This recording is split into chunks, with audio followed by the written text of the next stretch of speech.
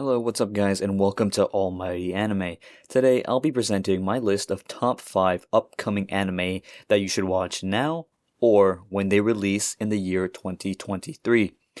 Keep in mind that this list is in no particular order, and these are just recommendations from me, somebody who has either read the manga or manhwa.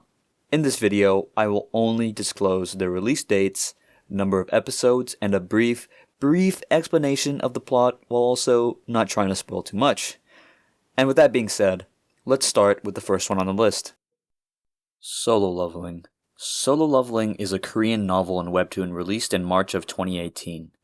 The story takes place in modern Korea, where Earth is under the constant threat of being attacked by monsters after the appearance of dungeons. Humans who have awakened with magical powers become hunters who fight back against the monsters by entering dungeons to subdue them in order to prevent an outbreak. Now, the story revolves around a 24-year-old man named Sunjin Woo who is labeled as the weakest hunter. However, after entering a dungeon which ended with him being chosen to wield a power unlike any other in the form of a game-like system that allows him to grow without any restraints, he sets off on a quest to become the strongest hunter in order to protect his family and those dear to him. As of now, there is no information on the amount of episodes there will be in the first season. However, many fans are speculating that it could be a 24-episode season split into 2 parts, each being 12 episodes long. The anime is said to air sometime in 2023 with A1 Pictures animating the story to life. However, one thing to note is that there is a possibility the anime will adapt to the Japanese version of the manhwa, meaning instead of the story taking place in Seoul, Korea, it will take place in Tokyo, Japan instead, with the protagonist's name changed from Sunjin Woo to Shun Mizushino. As someone who has read the manhwa, it is safe to say that the anime will definitely be a blast to watch, and coming from me, there are many scenes in the manhwa that I cannot wait to be animated, especially many of the fight scenes. The different story arcs and the character progression that the protagonist goes through is absolutely incredible. Watching this is something that is a must if you enjoy action and fantasy genres alike. And good news is that the trailer is released for anyone interested. Crunchyroll on YouTube has it, and it's worth watching as you can get an idea of what to expect.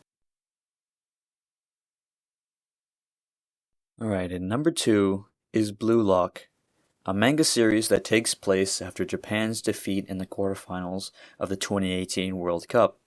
Japan's football union looks for a way to find a competitive edge over their competitors, and does so by coming up with the idea of developing a facility called Blue Lock, which aims to gather 300 of Japan's best U18 football players to participate in a battle royale football camp where only one striker will come out on top and become Japan's ace player.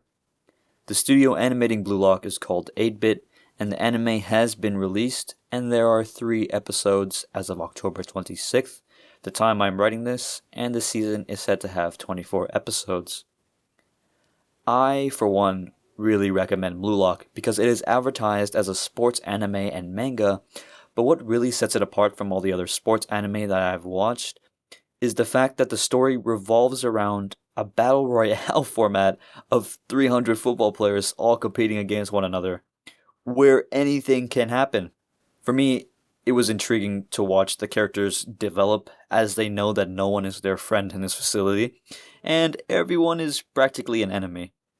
Straight up, as said in the description of the Blue Lock wiki, the Japan Football Union is hell-bent on creating a striker who hungers for goals and thirsts for victory, and who can be the decisive instrument in turning around a losing match.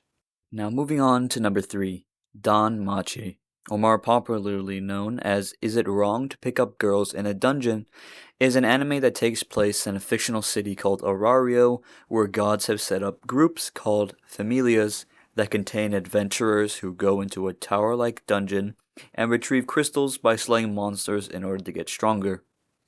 The story follows the life of an adventurer named Bel Cranel as he serves under the goddess Hestia and makes his way into the tower in order to become stronger to bring fame to his familia.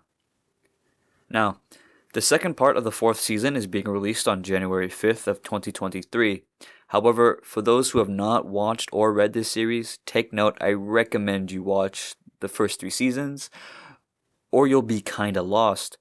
The 3 seasons prior to the fourth are a relatively short watch compared to the amount of excitement and thrill contained in it, and I definitely recommend this for anyone who likes the fantasy genre mixed with action and some romance. Alright, now in number 4 is Jujutsu no Kaisen Season 2, of which will be releasing sometime in 2023 with the date coming soon, hopefully. The story follows a high school boy named Yuji Itadori who joins a secret society of jujutsu sorcerers who hunt down curses and bring peace to the world. However, after finding out that Yuji is the vessel of the King of Curses after consuming a finger that belonged to him, he must now aid the Society of Jujutsu Sorcerers to eliminate the King of Curses residing in him.